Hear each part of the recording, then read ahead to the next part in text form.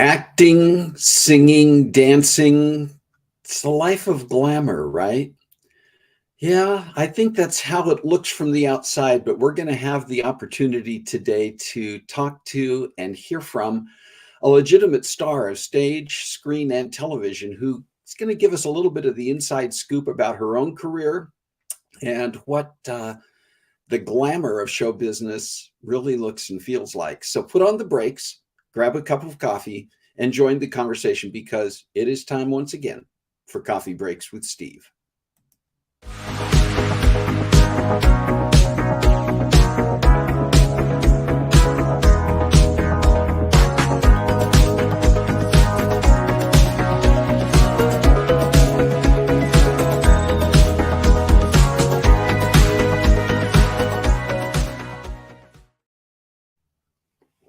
And good morning, and thanks for being here. If you are joining us today live, welcome to Coffee Breaks with Steve on Saturday, June 10th, 2023. And I just want to say a welcome to a few people on here. I see that said good morning in the chat already to Corey Ann Woodard, but good morning, Corey Ann. Good morning to Rick, Alan. And I know we're going to have some more people continuing to join both here on Facebook and on YouTube. So please, hey, buenos dias, Kathy. If you are joining, do say hi in the chat. Do participate in our topic and our conversation today. I'm not going to waste a lot of time, not going to spend a lot of time on preliminaries today because I do want to get to our topic and to our guest. Just want to share a couple of things very quickly here, and just really wanted to share a couple of birthdays. Not going to give you a bunch of extra special holidays today for the sake of time. Just know that there were a lot of consumables, a lot of food and beverage in this week's special days. But I want to wish a happy birthday to Tina Quinn on June 11th. That's tomorrow, and to Kai Garlic on the 13th. So happy birthday to both of those lovely people. And just a reminder that if you have a special day this week, you can put it in the chat. If you have a special day coming up sometime in the weeks ahead, you can email that to cbwsteve@comcast.net, and we can make sure that we include it in our special days as we come on the air. So, all right, let's see. Shalane, good morning. And once again, if you are joining live, please do say hello in the chat so we know you're here. Please participate in our conversation. And I'm going to actually get right to that and let you know about our guest. I had an opportunity earlier this week to have a conversation with our guest, Alexis Carra Girbés, and she is a professional actor, dancer, singer who has had starring roles on stage, in movies and in television, and in a number of series. And I just want to tell you a little bit about her before we show you that conversation. And this is just a reminder, even though the conversation was recorded in advance with Alexis, you can still make your comments, ask your questions in the chat. And if Alexis is able to join us today, sorry, I obviously need to take another sip here. Give me a minute. Yeah, that's better. If Alexis is able to join us during the conversation, during our time on live today, she can respond in the chat, but she can also come in later and respond to your questions and comments. So please do make sure that you are part of the conversation. Let me tell you a little bit about her. Born and raised in Tampa, Florida, of Spanish, Cuban, and Argentinian descent, Alexis Carra Girbés graduated with a Bachelor of Arts in Theater Studies, cum laude, from Yale University. Good credentials.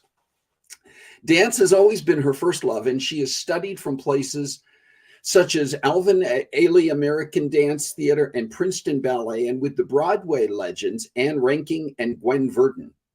During her junior year at Yale, she toured the country with the Tony Award-winning musical Fosse, which cemented her love for musical theater. Upon graduation, she headed for New York and quickly procured roles in Broadway shows, including Wicked, Sweet Charity, understudying the role of Nikki opposite Christina Applegate, and Fame on 42nd Street.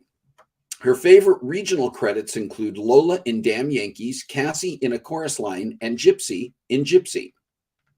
After closing the Broadway show The Pirate Queen, Alexis moved to Los Angeles, and since then has worked continuously. She has guest starred on drama series such as Grey's Anatomy, Castle, The Mentalist, Bones, and NCIS, while also working on comedy shows such as Young and Hungry, Anger Management, and The Tracy Ullman Show. She was a series regular on two TV series, the ABC comedy Mixology, created by the writers of The Hangover, as well as the freeform series Recovery Road.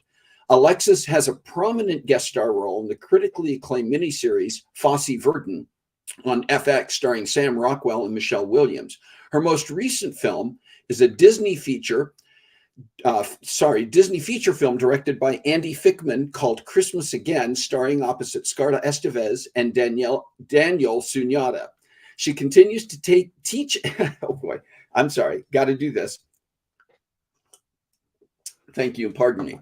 She continues to take and teach dance and has been focused most recently on choreographing and directing.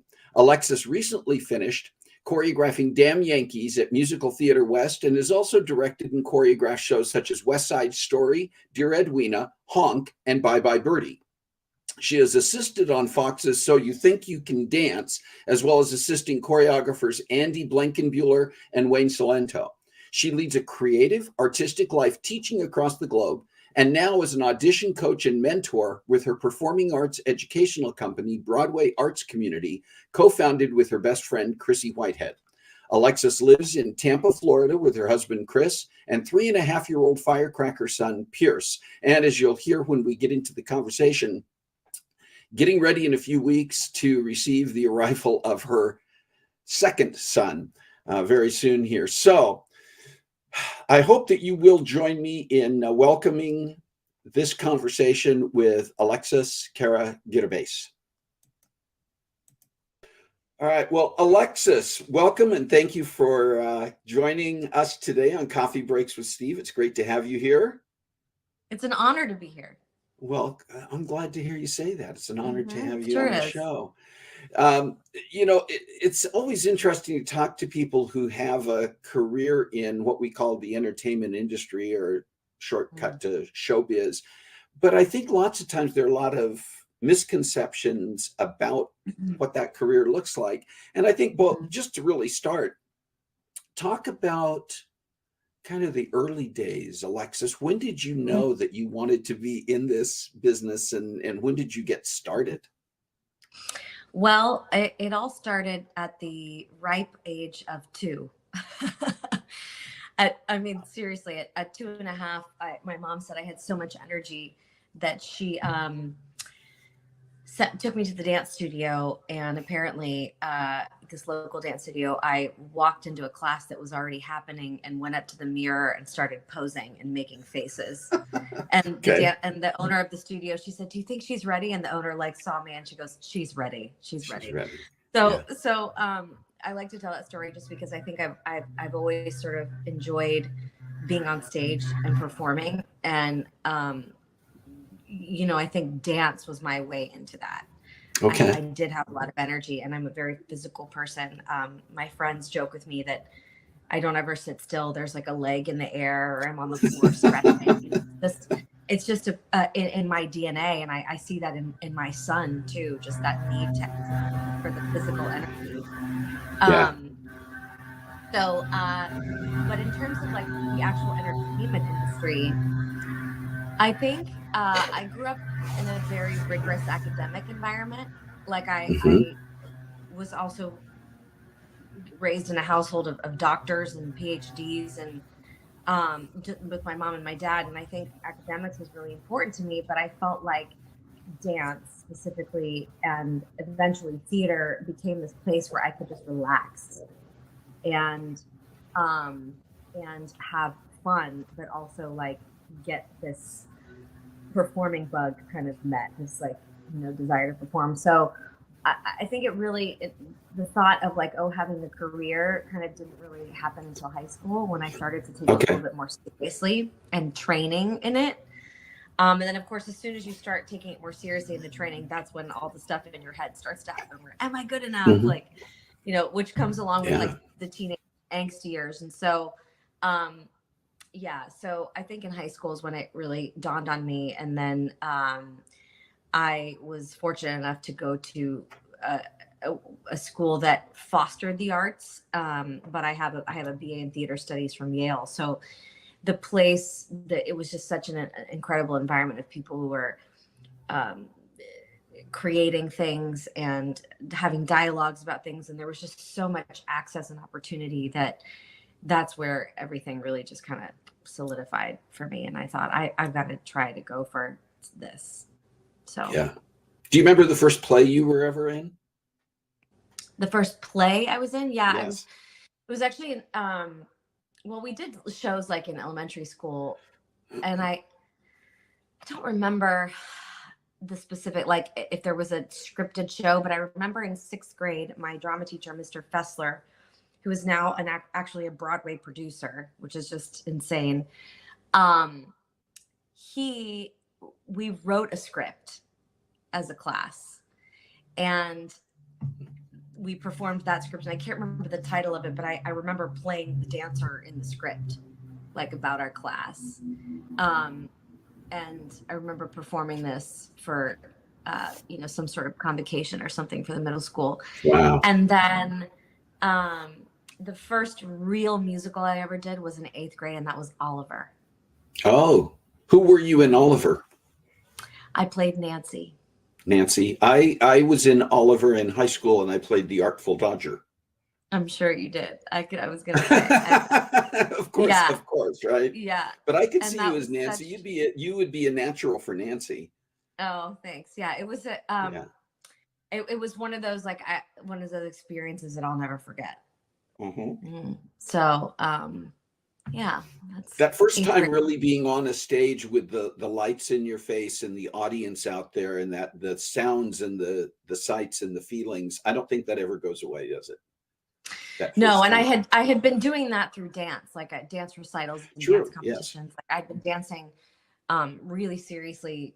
Like I mean, literally, I started at 2 and I haven't stopped. So I'd had that chance to perform through dance, but in terms of theater and actually like having dialogue and singing and telling this specific story in a cast, it was in middle school. And I you know, we did something in 7th grade too. I can't remember, but that production of Oliver was the first time where I had like a role, and I really was like, oh, this is incredible.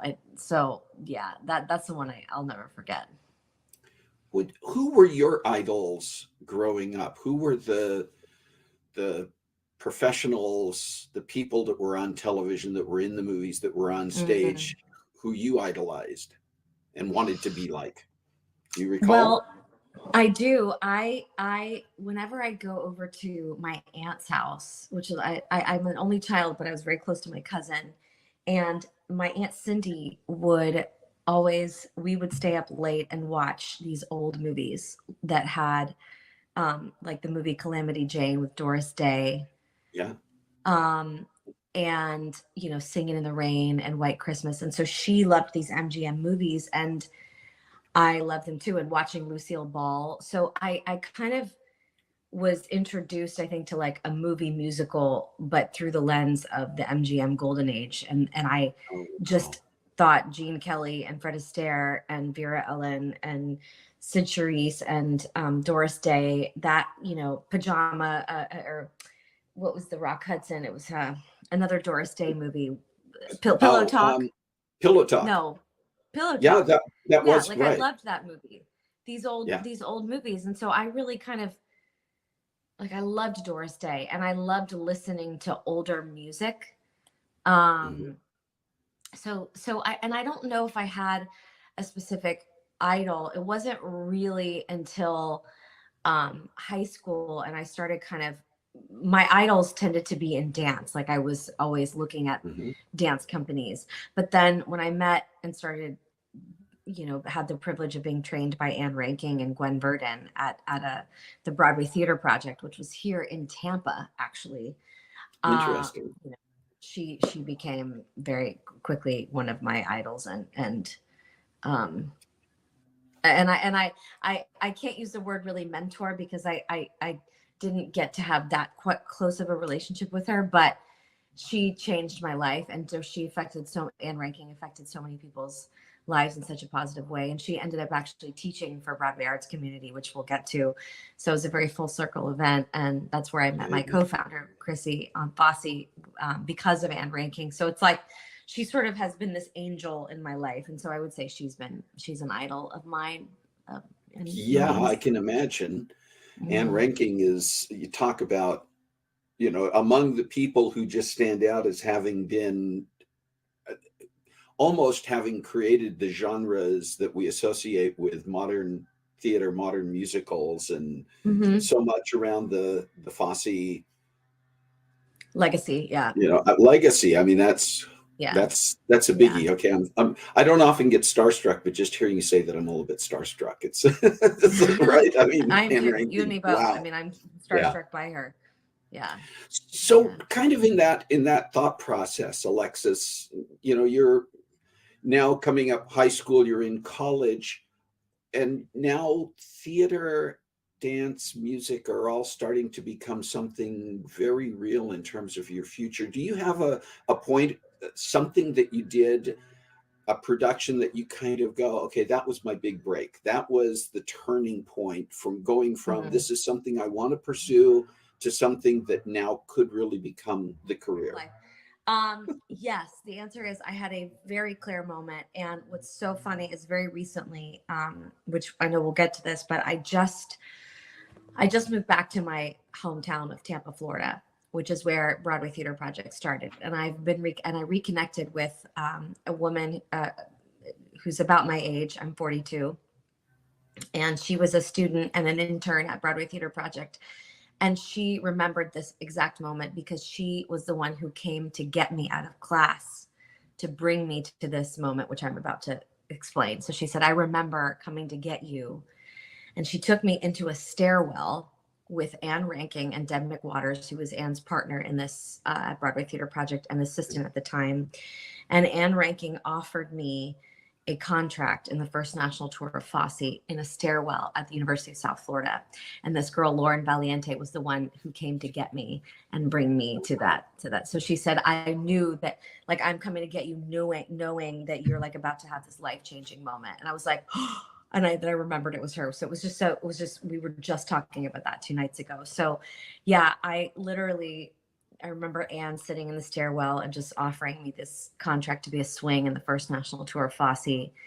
And, you know, I think it's one of those things where you really have worked so hard and then you're in the right place at the right time. And it changed the entire course of my life from that Right one place. city. You just said right place at the right time. And over again, you hear in the entertainment industry, but in so many careers, that's a factor. But I think particularly when we talk about acting, theater, movies, television, whatever it might be, that people assume that once you've kind of started to make a name for yourself, you've got those big breaks, you've got those turning points. It's just smooth sailing from there. You don't have to work at it anymore. They're coming after you. That's not the reality, is it? No, it's so interesting. I just was talking about this. I went to my 20th year college reunion a couple weeks ago, and we were talking about this idea of the arrival fallacy. And it happens in any career field. Doctors experience it, lawyers experience it, entrepreneurs, artists. It just, and this is something that, you know, to just wrap up your last question, like doing Fosse, that's where I met my best friend and co-founder, who's been on your podcast, Chrissy Whitehead, on that show. So it was, again, like so many life-changing things. I met another like lifelong sister friend, Estelle Tomasovic, now Estelle Shaw. So it's like, it literally changed my life. And so I think what's interesting about that is I was I think 20 years old when that happened. And in some ways, Steve, that was the dream. Like I arrived, that was it. At 20, I had made it, because my dream, I remember when I saw Fosse on Broadway and I thought to myself, if I ever get a chance to do this show, I can just die happy. Like that's all I wanted to do. And then I got to do it. And then you go, and now what? You know? And so this idea, back to my reunion, we're talking about this idea of arrival fallacy, because now in my 40s, and Chrissy and I speak about this a lot with our students, there really is no place that you ever arrive to where then you're just there. Because I think part of being a part of happiness is to be in a state of a growth mindset. And so you arrive someplace, and we all know that, you know, the quote or the metaphor that you climb the mountain, you get to the top, and then you see that there's a whole other mountain that you have to climb. Yeah. So it's like, not have to, but that you could climb. Mm-hmm. And so the arrival fallacy, it gives you this sense of, when I get this, then I will be happy, or then I will be successful. So it's a little bit of it's a trap, of course, because we never really arrive.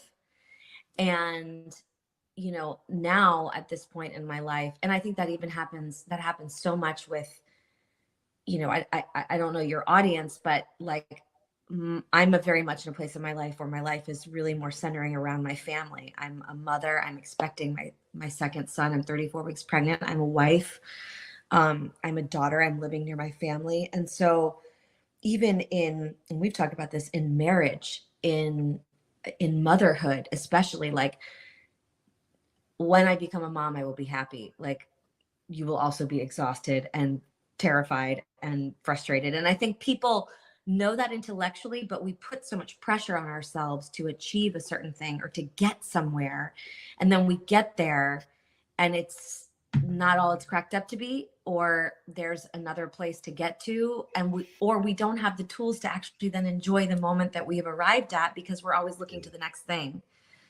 So I find that, as I get older and redefine what happiness and success are, what those two things are, it really is a practice of being grateful and happy with exactly what you have and where you are, and finding that, as we say at BAC, finding that joy in the work, and which is what Anne Ranking said, the joy is in the work, to circle back to her, but finding that relishing the process and the people that you're meeting on the way.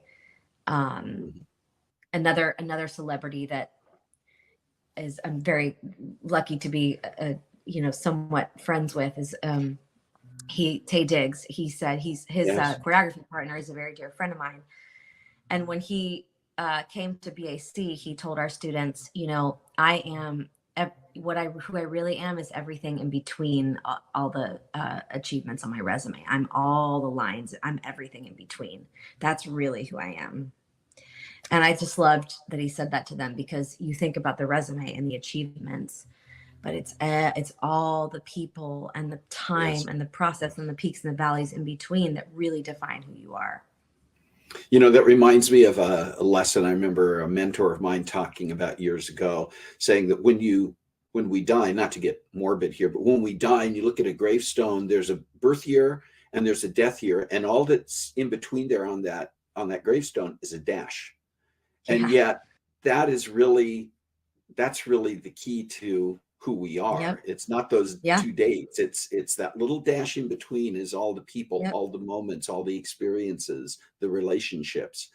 That's what's important. That's what it comes down to, really.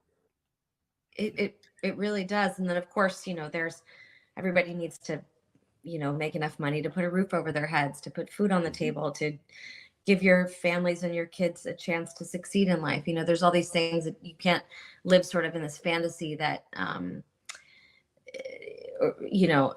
not suggesting that, but I do believe that, especially when it relates to the entertainment industry, like if any of your audience are pursuing that, or, especially our students at BAC that will share these interviews with, it's easy to forget that there is no really arrival where you make it, where then the rest, like you said, is coasting. I've had so many moments where I've thought that that's what this job will be, and this is what this job will do, and it hasn't done it. But it's opened up other things in other ways, or it's given me more clarity in some ways. So I think another key is just really constantly staying curious and staying positive. And I love the Tony Robbins quote that people overestimate what they can do in a year, but underestimate what they can do in 10. Wow. Yeah. So I'm about to embark.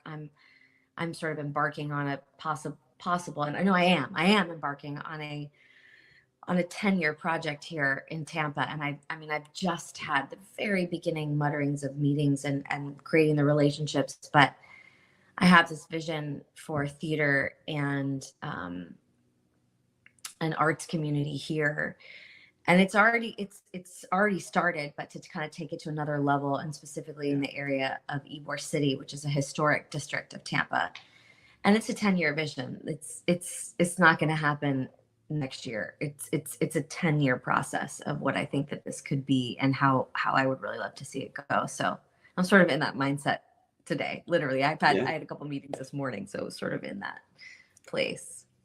I like that, and we've talked about that in the past, you and I think anytime you have vision and you have a passion that accompanies that vision, those are our motivators, those are our drivers, right? I mean, that those things propel us forward.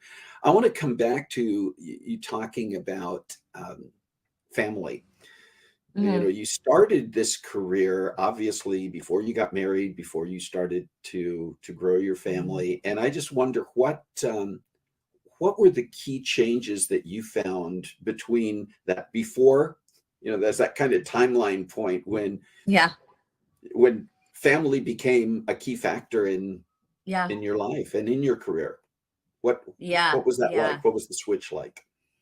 Oh, well, I think obviously who you choose to partner with, and if then you choose to procreate with that partner, if that's something that in your desire and in your and if that works out, it's not for everybody, and obviously a lot of people have to go through a lot of challenges with having children. I think that getting married and marrying somebody who is not another artist. I'm married to a financial advisor, and he's just not in the business at all. Helped me to kind of not rise above, but have a broader perspective about life, and that living your life not just for your career is also success. Like it's is also is in some ways more rewarding. And so my husband, God bless him, like he had no idea what he was getting into marrying an actor. He met me when I was like on a TV series and had a publicist and all this kind of thing, and then like the show didn't get picked up again, and suddenly like here I was, and then I got on another TV series, and then like I didn't work for 2 years. So he sort of was on this journey with me before I really kind of had the perspective that I have now. So I've really grown up with him, and he was starting his company very early on we were engaged, and he started a company. So I think that, marrying him and kind of going through these ups and downs together has defined a lot of who I am now.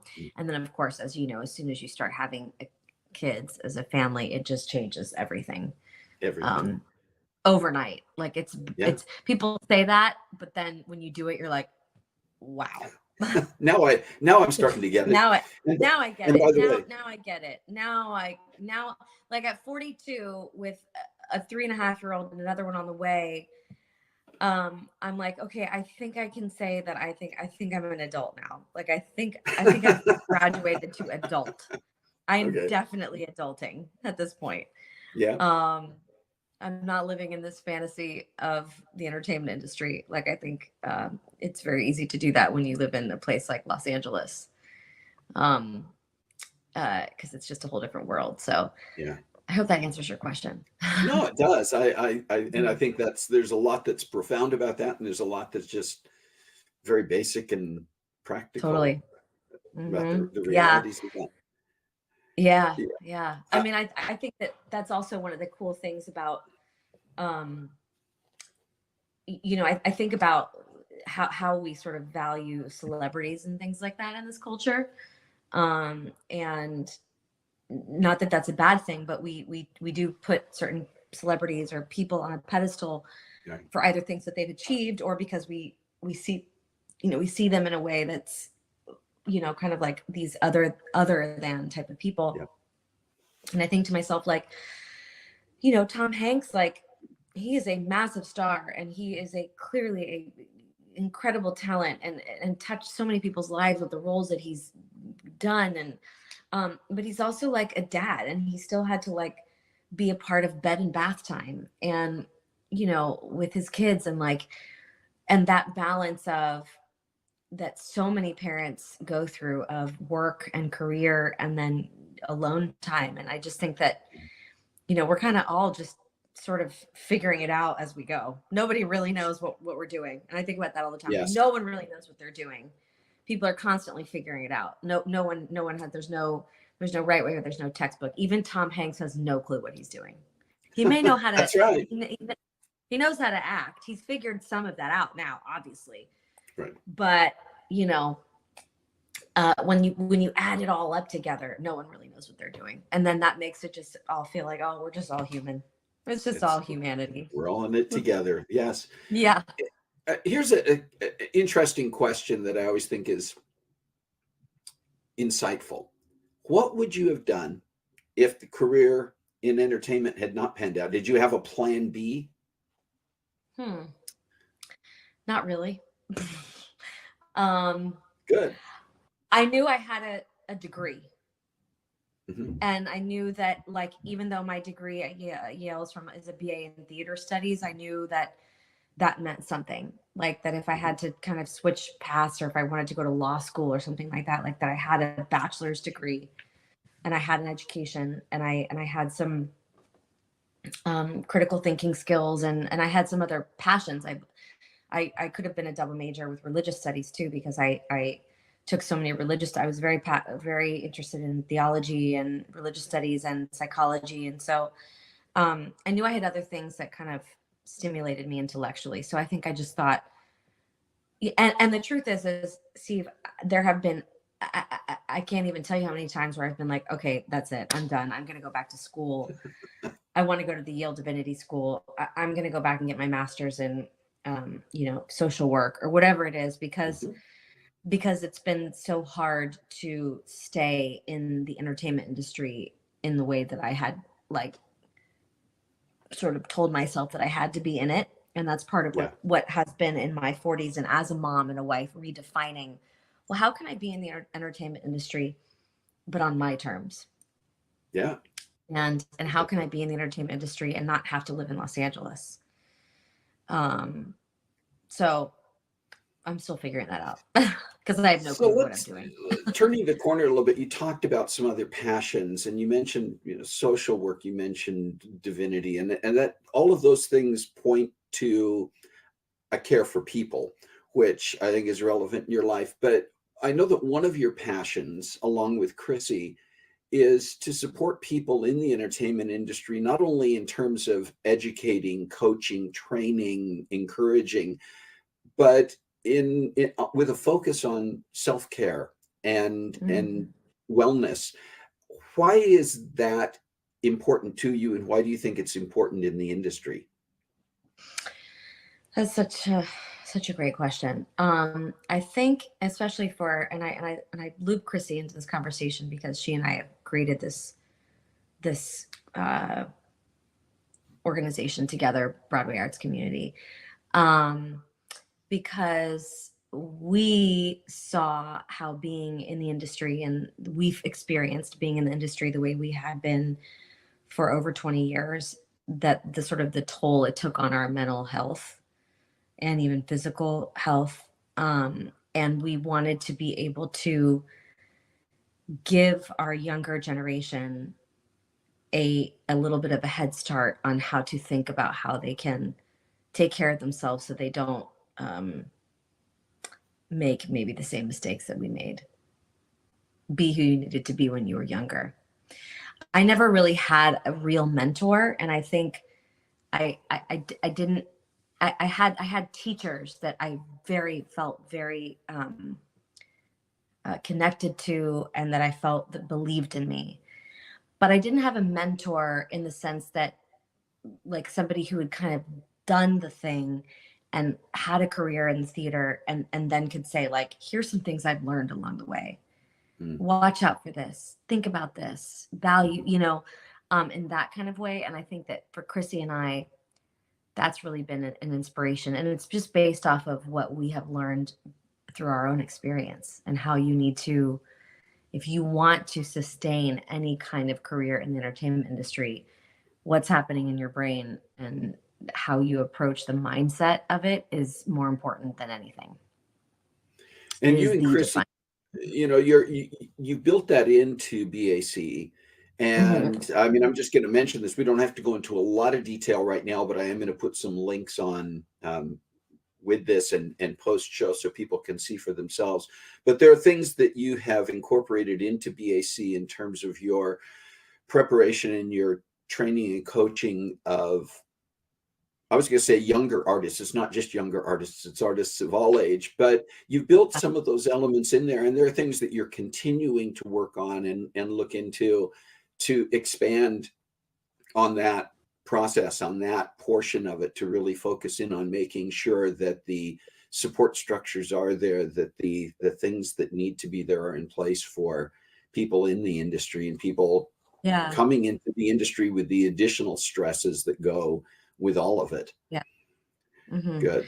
All right. Yeah. I mean, and I think given just some of our own personal background, I mean, obviously Chrissy talks about her show on when you interviewed her, and her journey with her own mental health, and the same with mine. I grew up in I had a very loving mother and grandparents, but I grew up with a very unstable father who was bipolar and, verbally abusive. And I think like everyone has in their life has a connection to somebody to some sort of mental health, and I use the word issue for lack of a better word, mental health concern, Right. and it's still an area that we have a hard time talking about because there's still stigma around it. And I think in an industry where you're being asked to tell stories that demand for you to be kind of a open vessel of emotion, whether that's you're telling the story of, in Into the Woods, you're playing the baker's wife for Little Red Riding Hood, or you're doing, Long Day's Journey into Night, Eugene O'Neill, and it's like this heavy play. As an actor, as a performer, your job is to be this vessel to allow the story and these emotions to flow through you. And if you can't kind of have that connection to your own emotions and your own story, I find that it is harder to then be that vessel and to access somebody else's story. Now, I think there are some people who kind of actually can do that. I'm not saying that that's the only way. I know for me, the more I know myself and the more confident I feel in who I am, the more I feel like I can just release into the story. If that makes sense. Yeah, definitely. So it's not just about the acting technique or the voice technique. It's really like about what is your mindfulness technique? What's your day-to-day life, your daily routines that you do for your own brain and heart and soul? So definitely, we like to incorporate that. We're getting short on time, but I have some sort of, I'll call them lightning round questions just to kind of wrap up. Not too many, but kind of coming back to the whole show business career.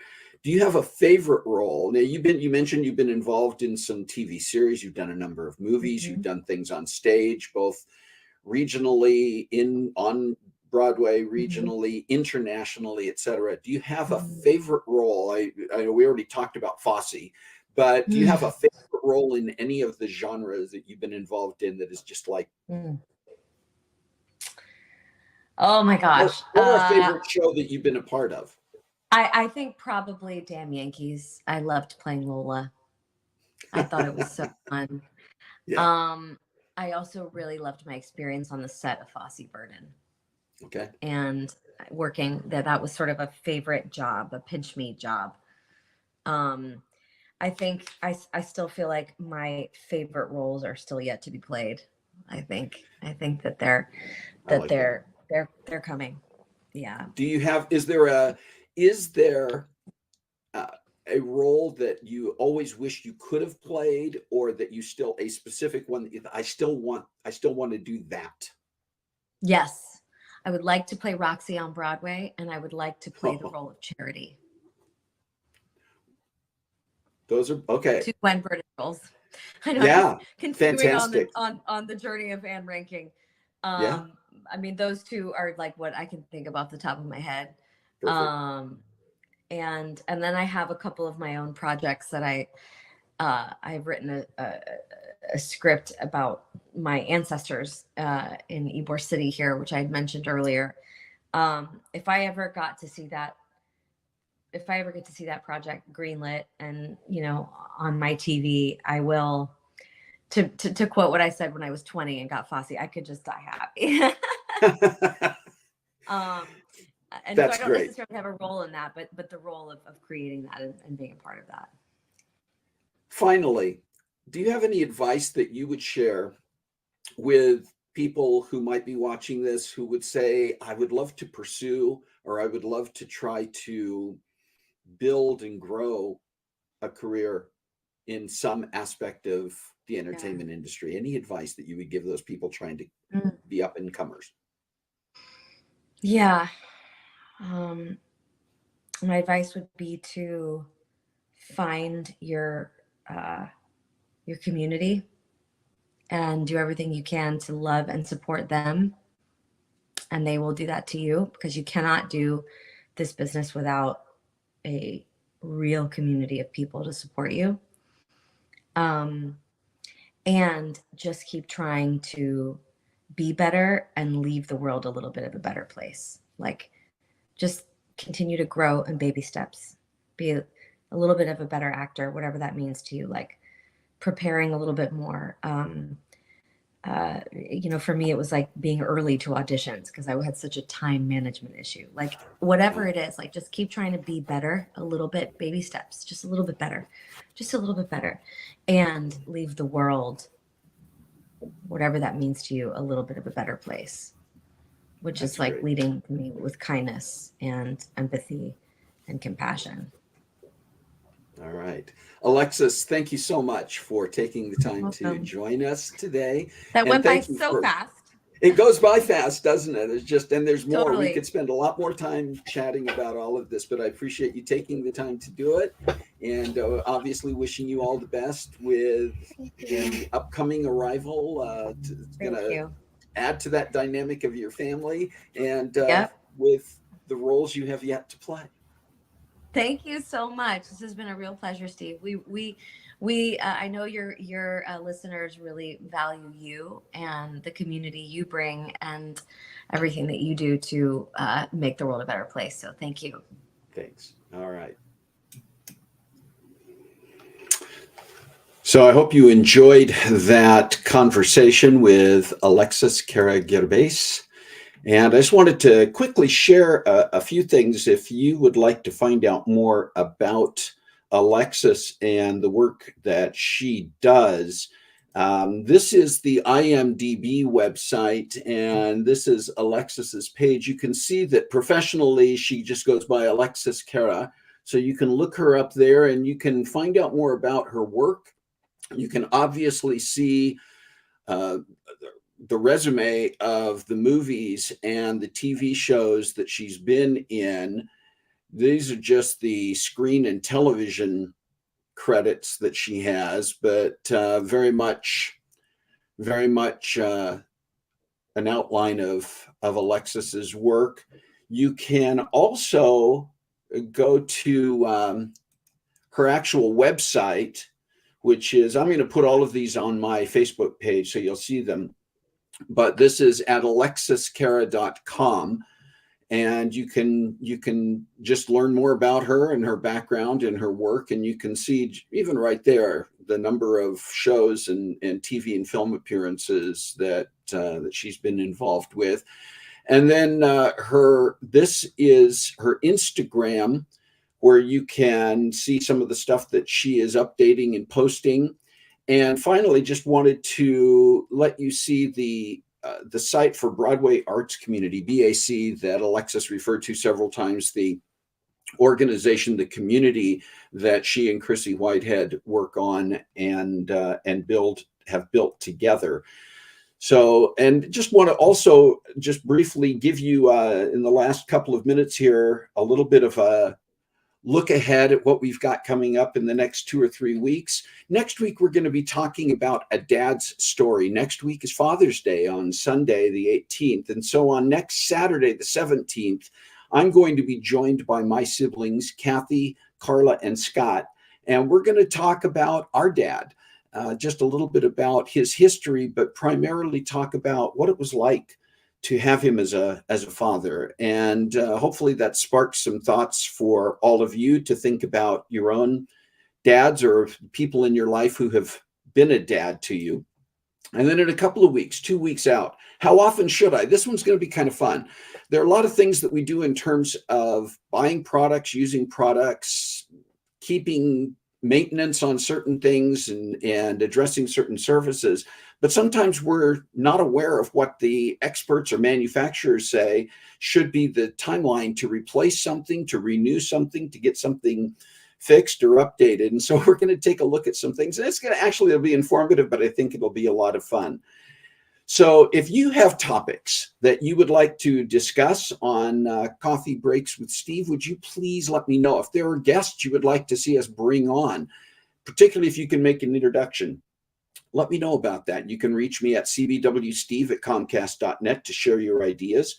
I want to remind you that we also are out on several podcast sites that you can find episodes of Coffee Breaks with Steve on Spotify, Apple Podcasts, Google Podcasts, and we're also on YouTube. This goes live on YouTube, but we also have other things available on YouTube. And I would just encourage you and ask you, request that you do something. After the show's over today, go to YouTube, go to the Coffee Breaks with Steve YouTube page. You can see the channel there. You can basically put in the search Coffee Breaks with Steve in YouTube and subscribe to our channel. That helps to bring more visibility to it. And it's going to help us get some of these fantastic guests and topics in front of even more people. I appreciate you being a part of that. We're going to be growing some things on the YouTube side pretty soon. I'm going to have some announcements to make as we get toward the end of summer about some things that we're going to be doing. So I want to encourage you to be a part of that as well and to get the word out. Share with other people in your communities what is happening on Coffee Breaks with Steve. It's not to build me up. It's so that we can promote these topics and these guests and other people can enjoy it the way you do and the way you're a part of it. And with that, let me just say again, thank you for being a part of Coffee Breaks with Steve, to joining me today and every week for this virtual coffee table time. I want to once again thank Alexis Carra Girbés for taking the time to be with us. And I encourage you to learn more about her. Find her shows and movies online. You can find a lot of them streaming on Amazon Prime, on Hulu, on Netflix, and go out and see how she actually performs when she's in a show or a movie. It's kind of fun to watch. With that, I'm just going to, you heard Alexis talk about it, about how we can make a difference. And I just invite you, as I do each week, to please find a way to make a difference in your world this week. God bless you. Have a great week. I'll see you next time.